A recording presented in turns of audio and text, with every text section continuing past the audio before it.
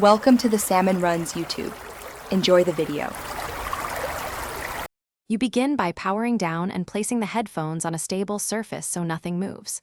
Once done, remove the old pad edge first. Use a flat tool or a credit card to pry gently at the seam while you hold the cup steady.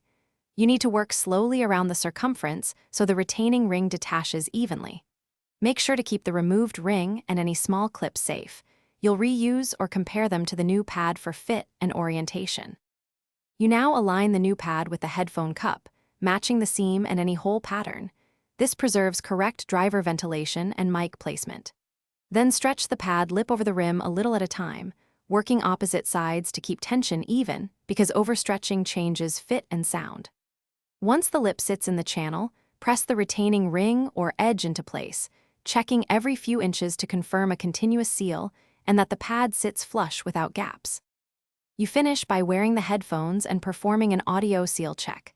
Listen for bass response and symmetry between ears because a poor seal reduces low frequencies.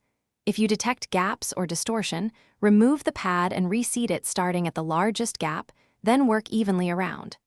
Make sure to clean the cup surface with a microfiber cloth before final seating.